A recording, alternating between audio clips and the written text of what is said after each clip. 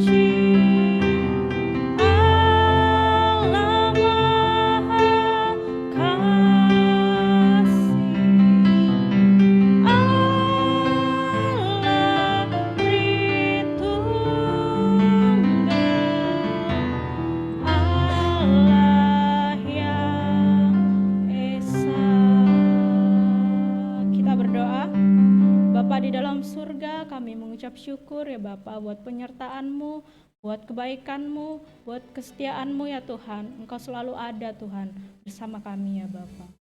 Dan juga ya Tuhan, Kau pimpin ya Tuhan ibadah ini ya Tuhan, dari awal, pertengahan, hingga akhirnya ya Bapa. Pakai hamba-Mu ya Tuhan, Bapak Pendeta Suhandi, untuk mengurapi kami ya Bapa, melalui firman-Nya ya Bapa. Sehingga Tuhan, di masa-masa sekarang ini ya Bapa, kami dikuatkan ya Tuhan. Kami tetap berpegang teguh ya Bapa kepada firman-Mu ya Bapa. Sehingga ketika kami berjalan ya Bapa, kami tidak goyah, kami tidak jatuh ya Bapa. Sebab kami ya Tuhan berpegang kepada Engkau ya Bapa. Terima kasih ya Tuhan. Kami rindu juga ya Bapa untuk memuji Engkau ya Tuhan. Kami rindu ya Bapa untuk memuliakan nama-Mu. Kami rindu ya Bapa untuk mendengarkan firman-Mu ya Bapa. Kami rindu juga ya Tuhan untuk bersekutu dengan Engkau Tuhan. Pakai kami Tuhan, anak-anak-Mu ini ya Tuhan, menjadi alat di tangan-Mu Tuhan, menjadi tiang dan garam bagi orang sekitar kami ya Bapa. Terima kasih Tuhan Yesus, terima kasih Roh Kudus. Dalam nama anak-Mu kami berdoa, amin.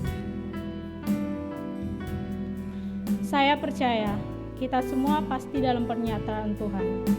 Pada kesempatan yang indah ini, apabila saudara-saudari semua berkumpul bersama keluarga, ataupun saudara-saudari semua berkumpul dengan kerabat, atau bahkan saudara-saudari semua sedang bergumul kepada Tuhan. Saya percaya ini saat yang tepat untuk kita memuliakan Allah kita yang hidup. Kita pujikan Bapa Kau setia.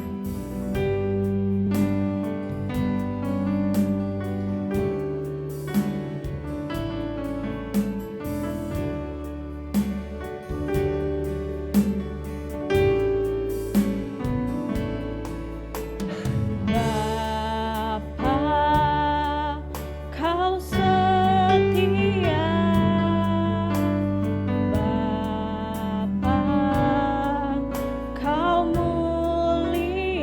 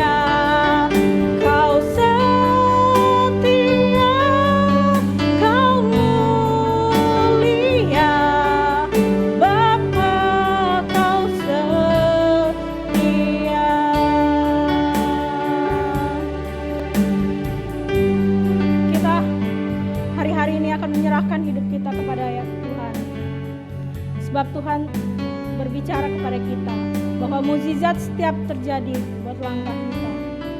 Dia ada bersama kita. Dia ada di dalam kita. Menjadi bukti kebesaran kita.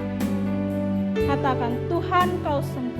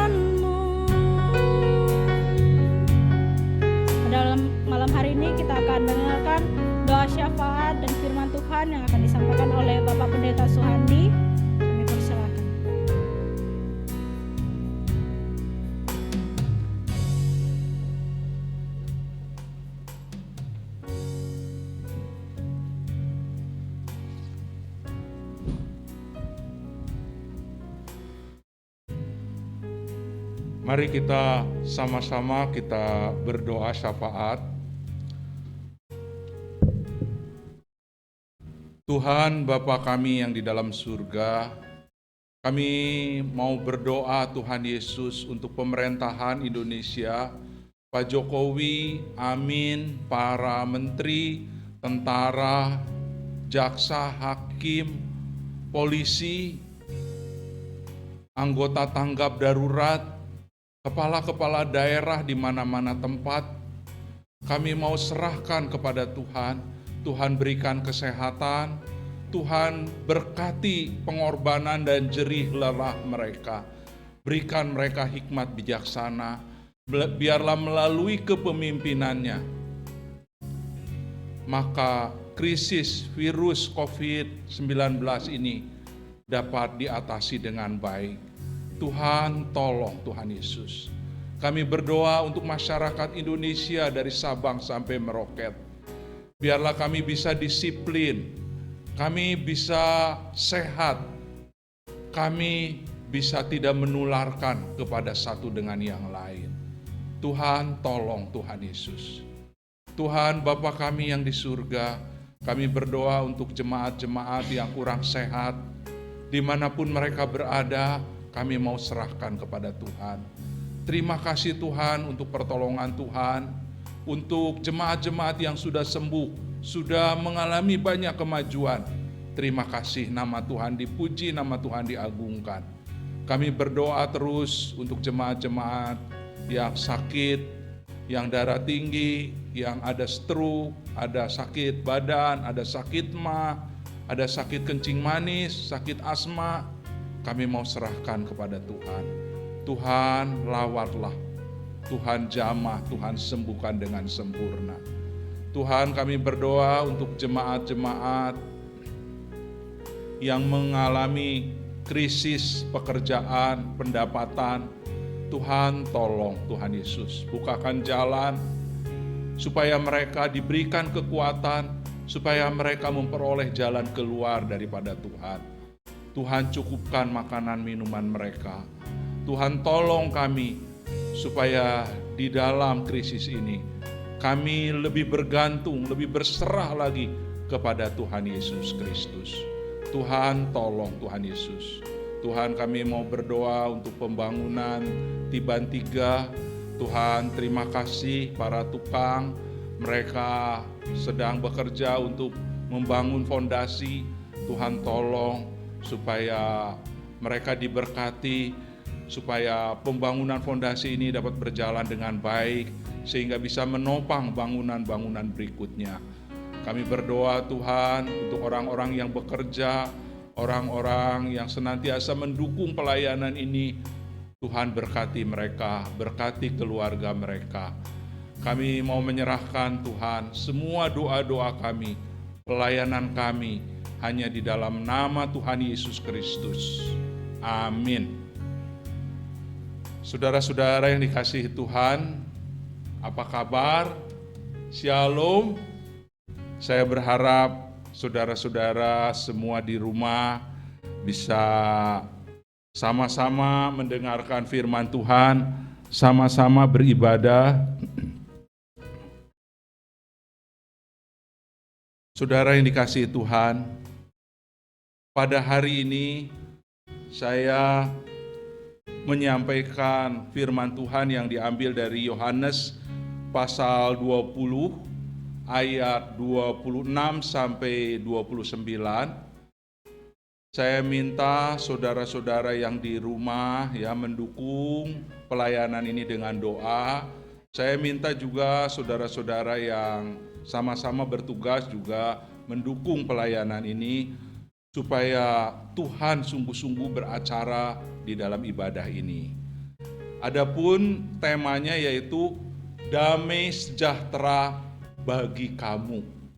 Dikatakan oleh Tuhan Yesus kepada murid-muridnya, damai sejahtera bagi kamu.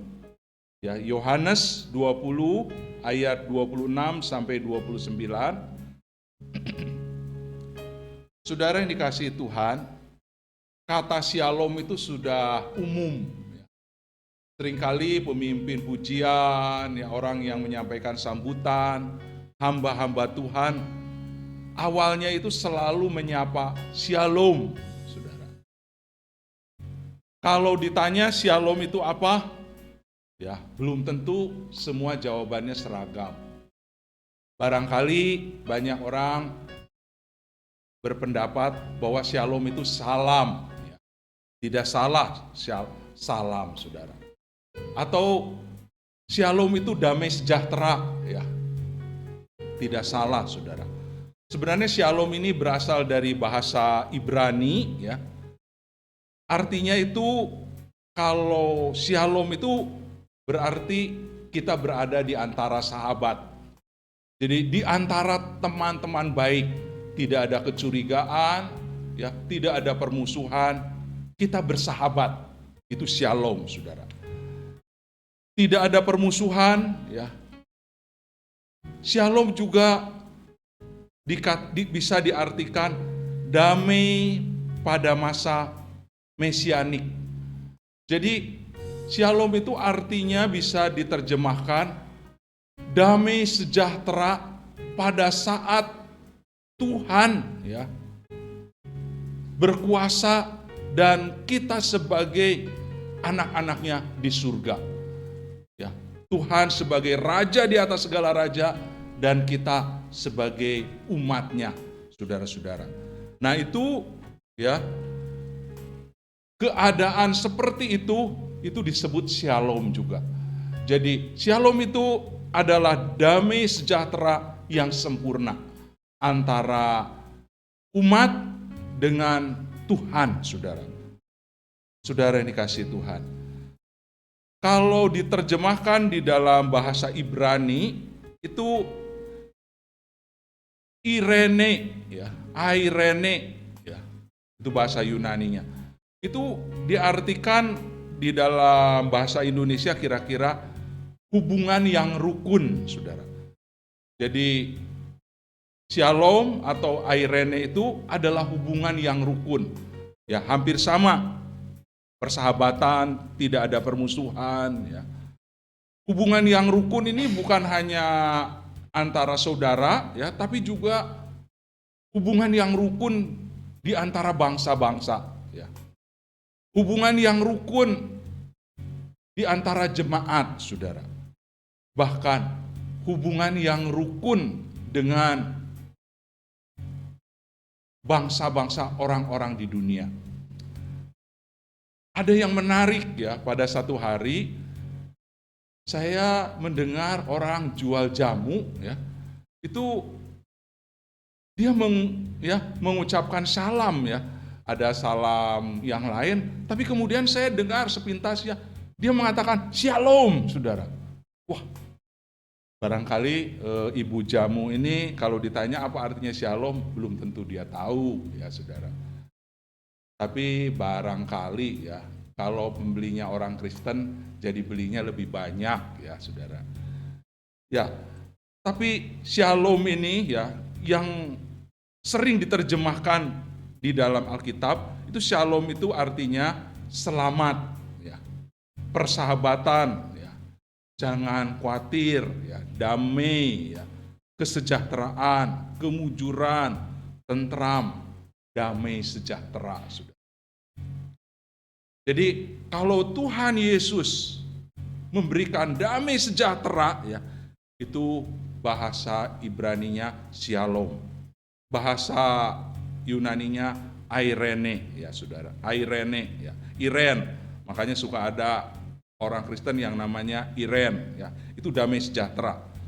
Damai sejahtera itu adalah kebutuhan paling utama dan yang pertama ya dari orang berdosa. Karena kalau kita tidak mempunyai damai sejahtera, ya, kita tidak berdamai dengan Allah, maka berarti kita seteru Allah. Berarti kita belum bersama-sama dengan Tuhan.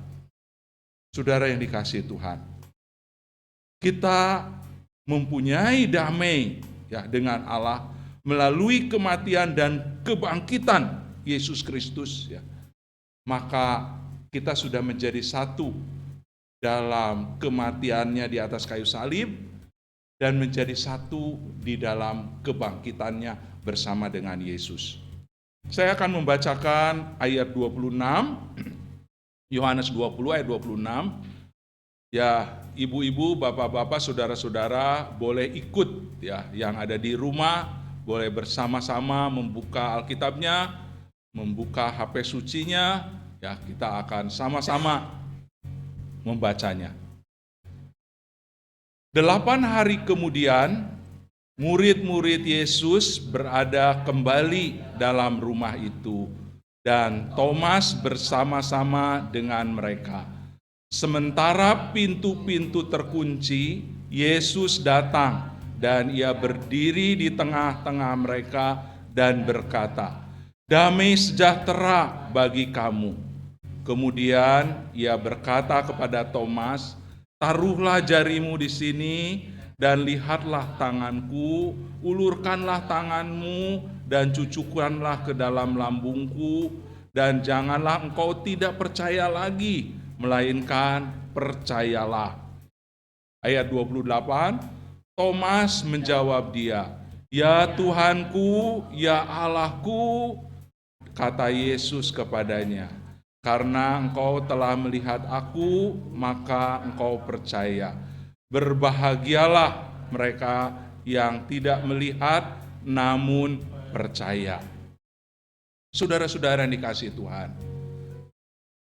setelah Tuhan Yesus disalib, murid-murid itu semuanya berpencar. Mereka mengurus sendiri-sendiri. Ya, dulu yang menyangka menjadi murid Tuhan Yesus berarti satu hari akan berkuasa bersama-sama dengan Yesus.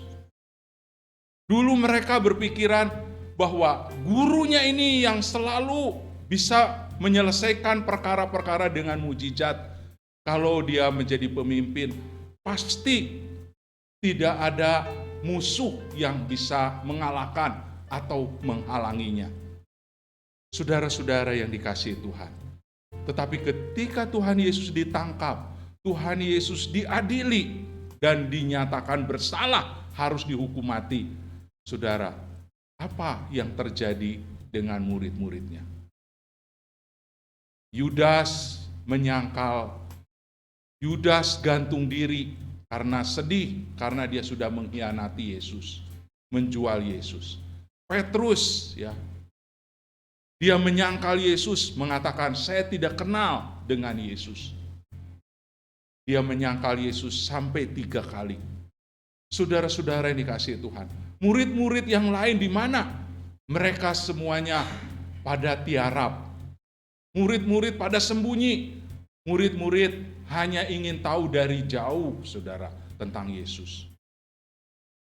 Mereka sedih karena gurunya dibunuh.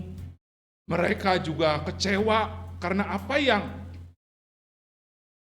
murid-murid harapkan itu tidak terjadi.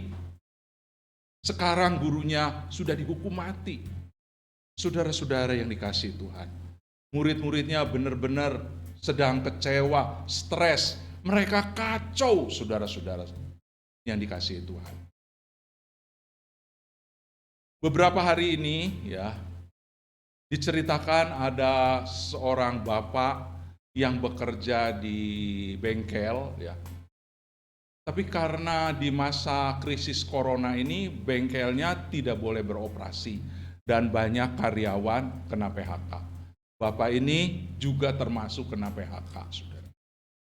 Padahal tadinya dia berharap dengan bekerja di bengkel, dia mendapat uang, dia bisa belajar, barangkali dia juga punya mimpi.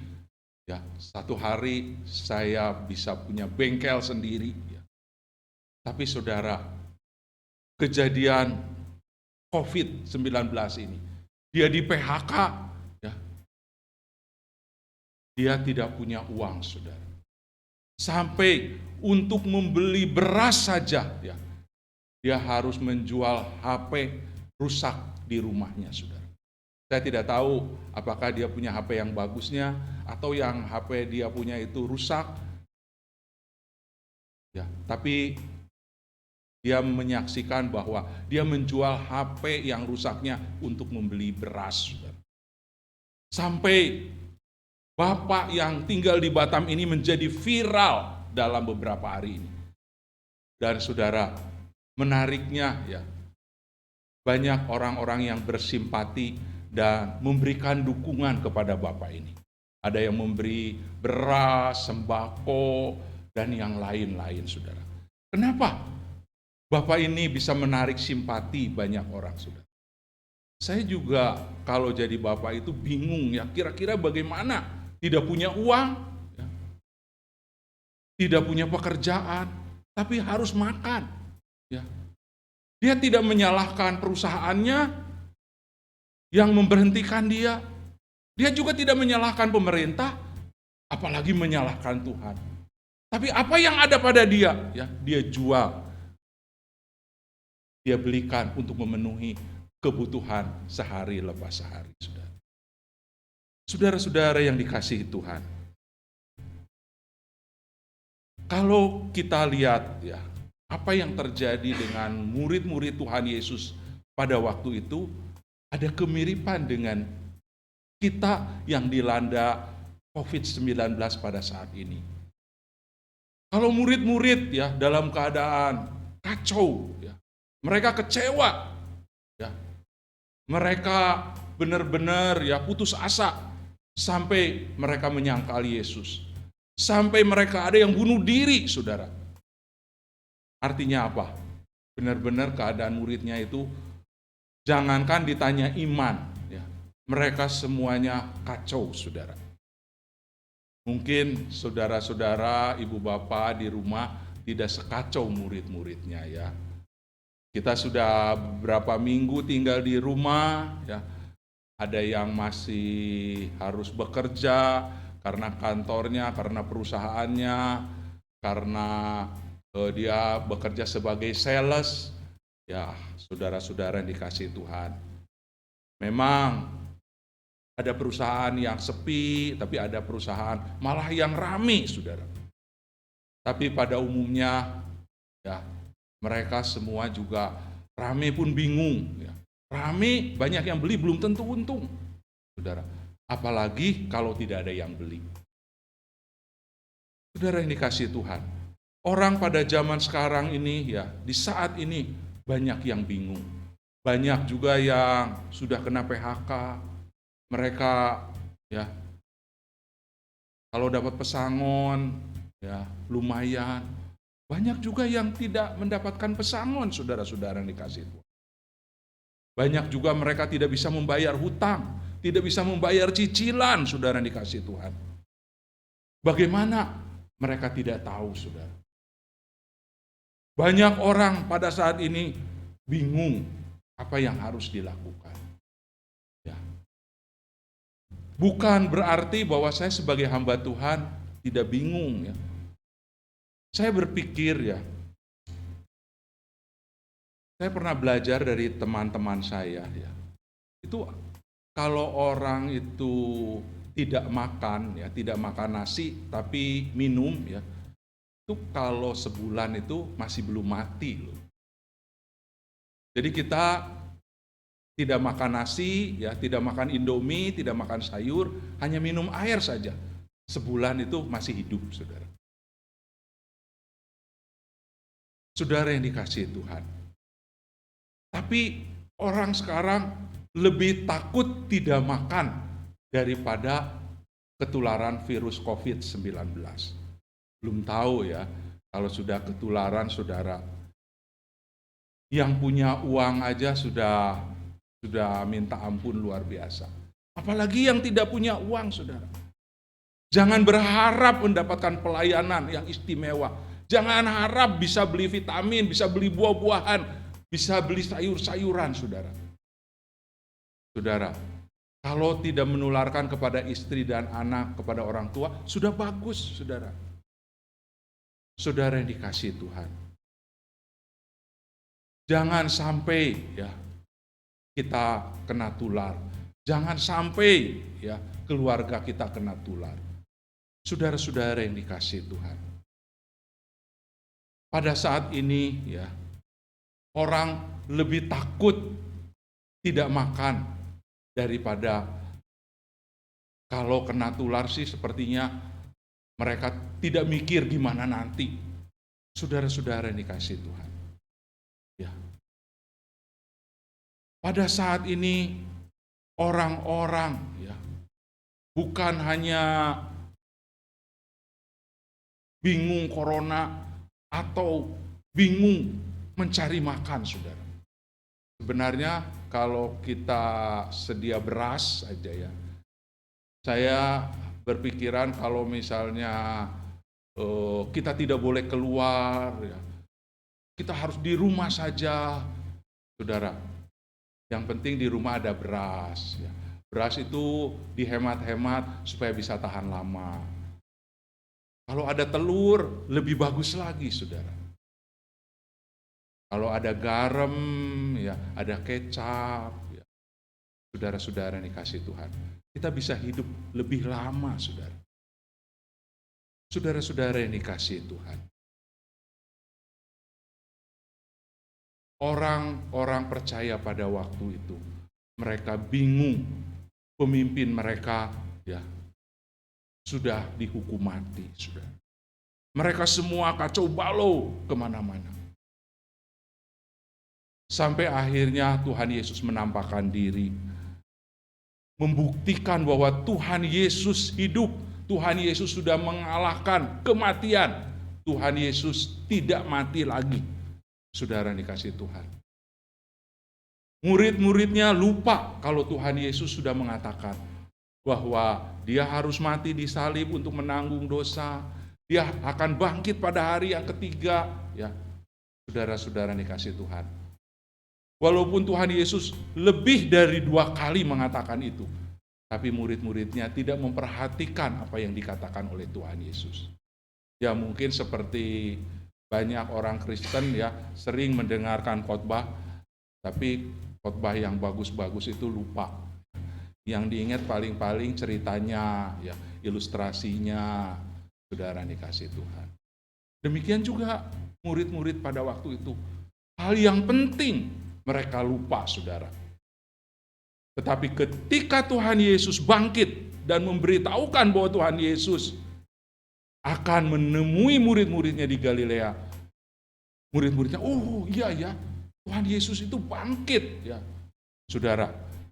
Lalu mereka berkumpul, ya. Pertama-tama waktu berkumpul itu 10 orang karena Thomas tidak hadir, saudara. Thomas tidak percaya dengan perkataan dari orang-orang, perkataan dari murid-muridnya, dari murid-murid perempuan, tidak percaya masa Tuhan Yesus bangkit. Ya. Thomas mau melihat bukti. Hanya dengan melihat Yesus bangkit baru dia percaya. Saudara yang dikasihi Tuhan. Tapi kemudian ya, walaupun Thomas mengatakan lihat dulu baru percaya, tapi kenyataannya dia ingin coba. Ya. Dia berkumpul bersama-sama dengan muridnya 8 hari kemudian. Ya. Artinya apa? Dia sudah mulai mau percaya kepada Tuhan Yesus. Mau percaya kepada perkataan daripada teman-temannya, murid-muridnya. Makanya dia kumpul. Pada waktu mereka berkumpul, ya 11 orang itu, semua pintu dikunci, ya jendela dikunci. Mereka juga takut. Takut dengan orang Yahudi, takut dengan imam-imam, takut dengan tentara Romawi, saudara. Saudara yang dikasih Tuhan, Tuhan Yesus masuk ke dalam ruangan itu dan Tuhan Yesus memberikan damai sejahtera bagi kamu. Shalom, Airen, ya, saudara. Wah, murid-muridnya ya, semuanya berubah. Ya. Mereka senang karena apa? Gurunya, Tuhannya ada bersama-sama dengan mereka. Jadi semua kegalauan, semua keraguan-raguan, semua kebingungan itu terjawab sudah. Ya, shalom, saya berdamai dengan orang lain. Dan yang lebih penting lagi, saya sudah berdamai dengan Tuhan. Saudara dikasih Tuhan. Dan pada waktu itu, ya, Tuhan Yesus secara khusus memanggil Thomas. Coba cucukkan tanganmu ya, ke tangan yang berlubang. Ya. Mari melihatlah lambung yang bekas tombak, saudara. Tuhan Yesus memberitahukan kepada Thomas. Dan Tuhan Yesus berkata, jangan kamu tidak percaya lagi. Oleh sebab itu Tuhan Yesus mengatakan, karena engkau melihat aku hidup, aku bangkit, baru kamu percaya. Maka Tuhan Yesus mengatakan, berbahagialah orang yang tidak percaya, yang tidak melihat, ya, namun mereka percaya. Saudara-saudara yang dikasihi Tuhan, Thomas setelah melihat, setelah jumpa baru percaya. Murid-muridnya juga sama. Thomas, begitu, Petrus, Yohanes, ya Matius. Saudara-saudara yang dikasihi Tuhan. Terus juga yang perempuan-perempuan. Mereka setelah jumpa dengan Yesus, ya, setelah mereka ingat apa yang dikatakan oleh Tuhan Yesus, kemudian mereka baru percaya.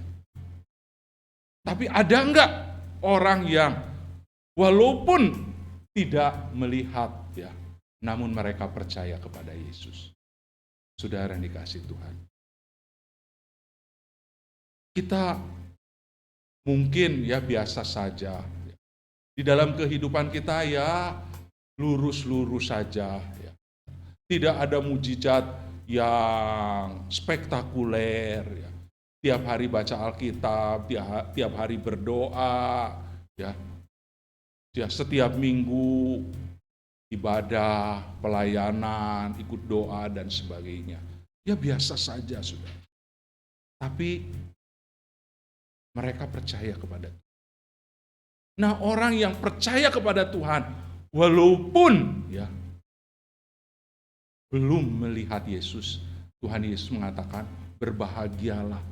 Aneh juga saya merasa aneh ya. Bukankah yang harusnya yang berbahagia itu yang punya kuasa, ya, yang bisa melakukan perkara-perkara besar, ya, saudara. Ternyata tidak. Justru yang tidak melihat Yesus tapi percaya, itulah yang katakan oleh Tuhan Yesus, mereka ini yang berbahagia. Saudara-saudara dikasih Tuhan, kalau kita belum melihat Yesus, ya, atau belum mengalami perkara-perkara yang spektakuler, tapi saudara percaya, berbahagialah saudara. Saudara mempunyai iman yang kuat berarti. Saudara mempunyai iman yang maju, saudara. Tidak seperti Thomas, ya, yang melihat bukti, yang mau yang rasional, saudara. Saudara yang dikasihi Tuhan. Kita kadang-kadang juga kita menuntut bukti. Tapi kadang-kadang kita juga harus percaya walaupun belum melihat bukti.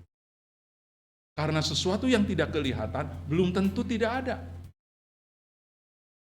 Saudara dikasihi Tuhan. Tuhan Yesus memuji orang yang tidak melihat karena percaya. Tapi saudara yang dikasihi Tuhan, ada orang yang sudah melihat Yesus, sudah mengalami mujizat-mujizat yang besar, sudah melihat Yesus, saudara. Tapi dia meninggalkan Yesus. Saudara-saudara dikasihi Tuhan. Dulu ada seorang yang dipenjara ya, karena merampok. Di penjara dia bertobat, dia belajar Alkitab, lalu setelah keluar dia menjadi penginjil.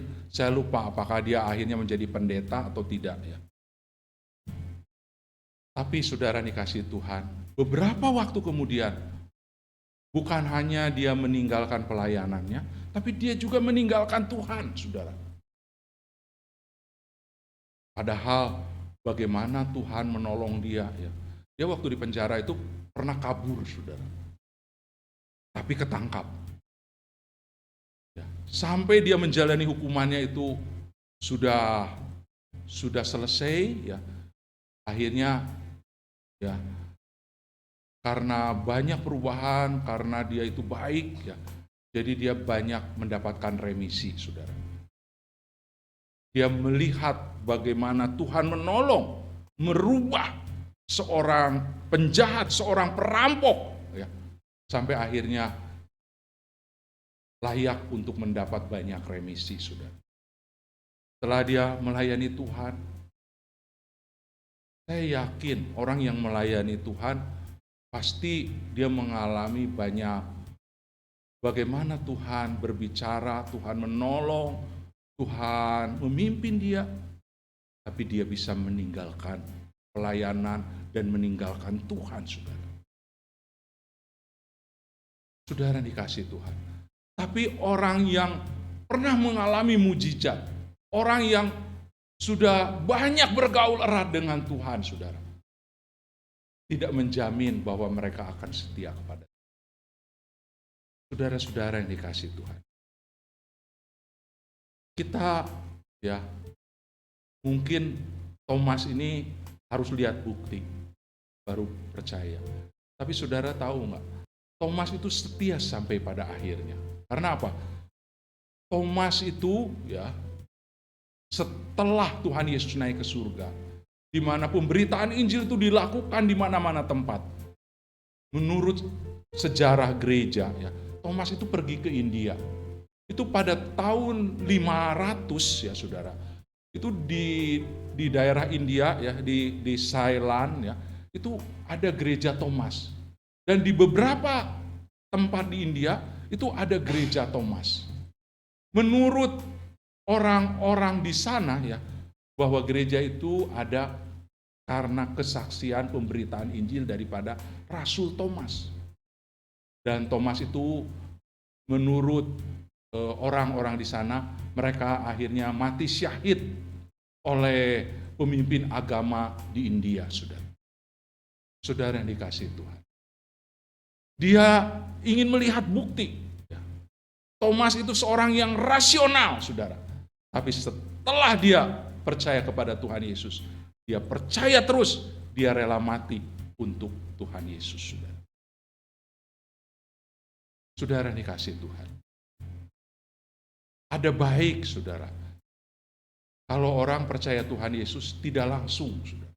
Ya, dia mempertimbangkannya, ya, dia menggumulinya, ya, saudara yang dikasihi Tuhan.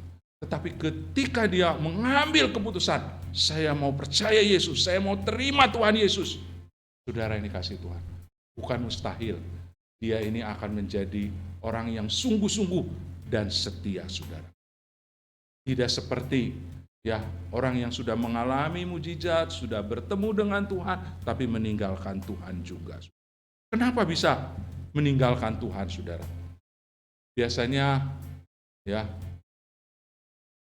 ada orang-orang yang tidak tahan sama godaan, saudara.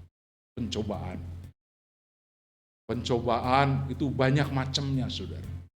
Ya kadang-kadang penderitaan, ya. Kadang-kadang ya perempuan, ya.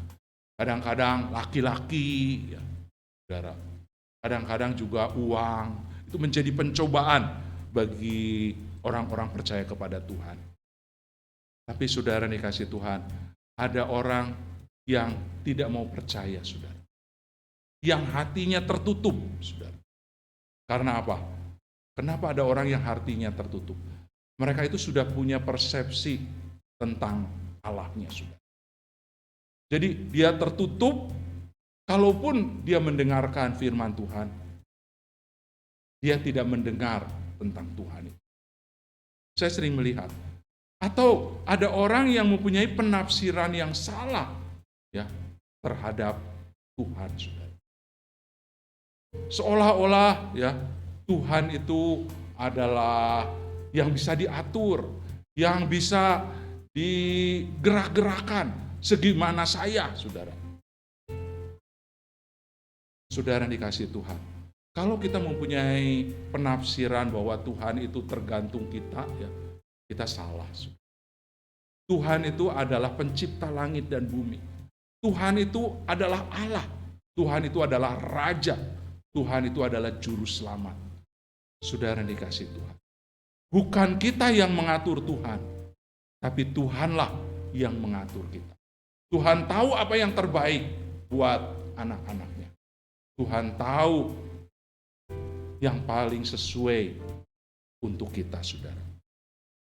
Saudara-saudara yang dikasihi Tuhan, murid-murid Tuhan, ya, ketika mereka sedang mengalami banyak pencobaan, Tuhan Yesus datang dan Tuhan Yesus memberikan damai sejahtera bagi kamu. Murid-muridnya ya mengalami banyak perubahan. Murid-murid Tuhan Yesus ya berangsur-angsur mengalami kemenangan demi kemenangan. Saudara yang dikasihi Tuhan, 11 murid ini, semuanya mereka itu mati syahid. Mereka rela mati demi Kristus. Kalau Yesus tidak bangkit, kalau Tuhan Yesus ya bukan juru selamat mereka, bukan yang mendamaikan mereka dengan Allah, dengan Tuhan, saudara, pasti murid-muridnya mementingkan sendiri. Pasti murid-muridnya masih dalam keadaan galau, saudara. Tetapi setelah Yesus menampakkan diri dan memberikan damai sejahtera kepada mereka, maka saudara yang dikasihi Tuhan, murid-murid ya berubah. Dulu dia mempunyai persepsi bahwa kalau saya ikut Yesus, mereka berpikir bahwa Mesias itu adalah raja seperti Raja Daud, Raja Salomo, di mana kerajaannya itu hebat, pergi berperang selalu menang. Murid-murid berpikiran kalau Mesias itu datang, Mesias itu akan membebaskan bangsa Israel dari penindasan Romawi.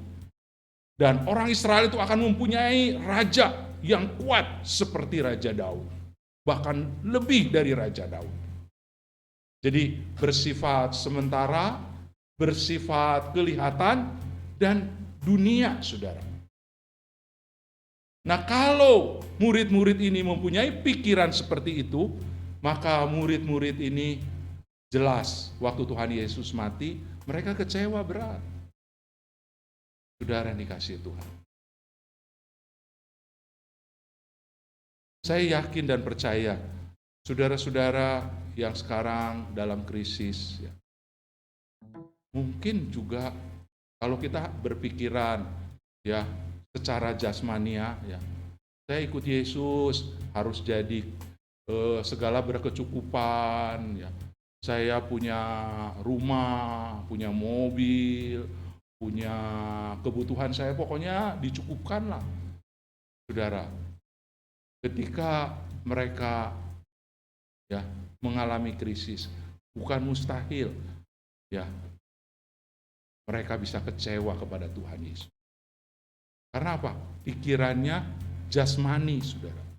Pikirannya roti. Maka Tuhan Yesus mengatakan, manusia hidup bukan hanya dari roti saja, tapi dari setiap firman yang keluar dari mulut.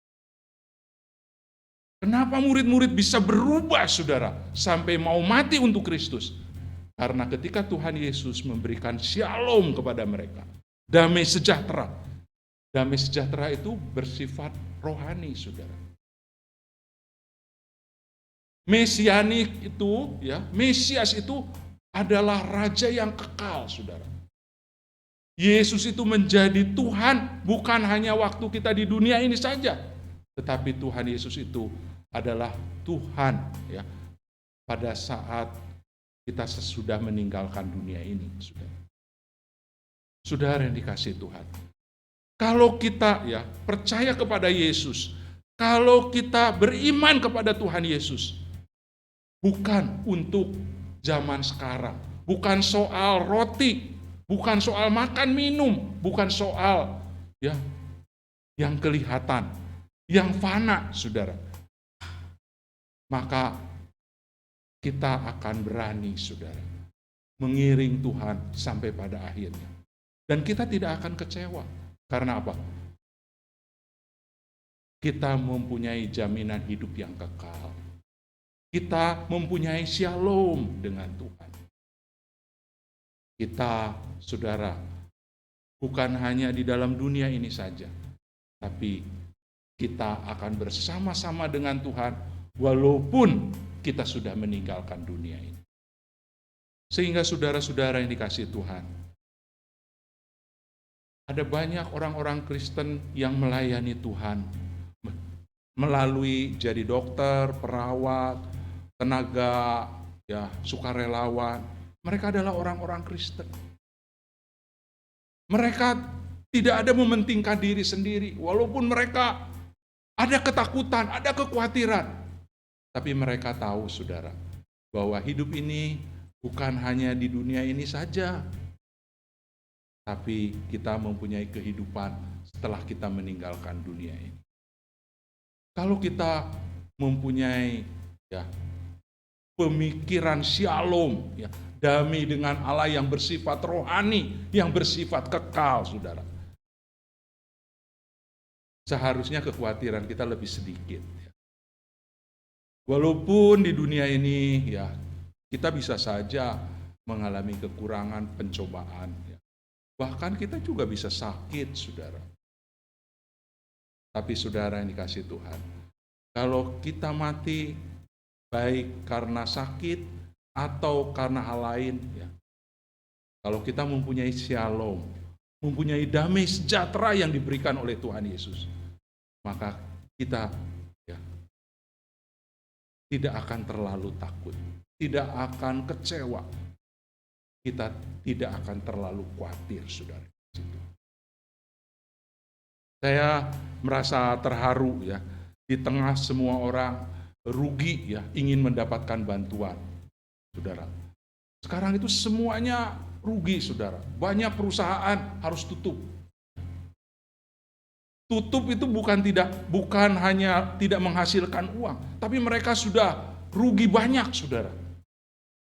Banyak orang kehilangan pekerjaan, banyak orang tidak punya uang, banyak orang yang sakit, saudara dikasih Tuhan.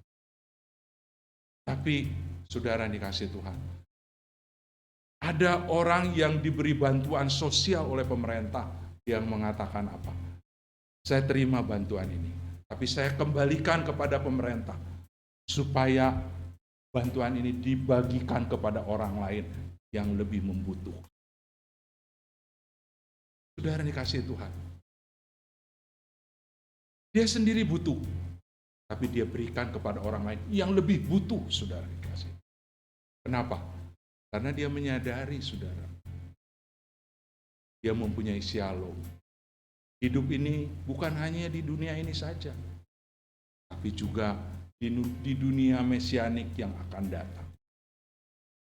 Saudara-saudara yang dikasih Tuhan, apapun yang terjadi ya di masa sekarang ini, marilah kita percaya walaupun kita tidak melihat Yesus, walaupun belum melihat hal-hal yang spektakuler.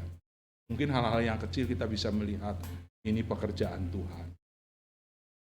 Tapi saudara-saudara yang dikasih Tuhan, Tuhan berkata, berbahagialah orang yang belum melihat aku, namun mereka percaya. Tuhan memberkati kita semua. Mari kita sama-sama berdoa. Tuhan, Bapa kami yang di dalam surga, kami menyadari Tuhan bahwa kami di dalam keadaan yang kurang begitu baik. Tetapi ketika kami membaca firman Tuhan, ketika kami mendengar kebenaran firman Tuhan, Tuhan memberikan shalom, damai sejahtera kepada murid-muridnya, kepada kami semua. Berarti kami bukan hanya hidup di sekarang ini saja, tapi kami mempunyai kehidupan di kekekalan. Tuhan pimpin kami, Tuhan berkati kami, Tuhan jadikan kami terang-Mu, saluran berkat pada saat-saat sekarang ini maupun saat-saat yang akan datang. Di dalam nama Tuhan Yesus kami berdoa. Amin. Ya, saudara-saudara yang dikasihi Tuhan,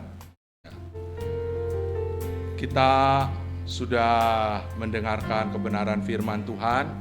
Kita akan bertemu lagi di hari Selasa ya jam 7 di acara renungan dan doa.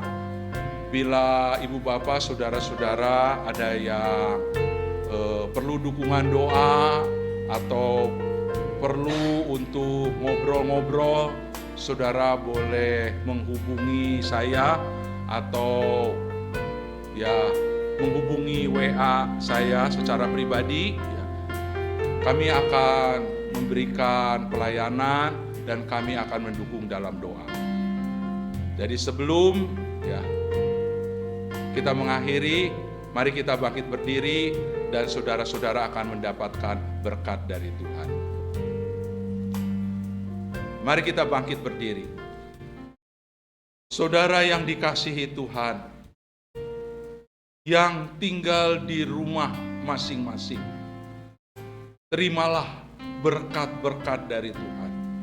Kiranya kasih dari Allah Bapa, anugerah daripada Tuhan Yesus Kristus, pertolongan dan pimpinan Roh Kudus menyertai saudara-saudara sekalian. Amin.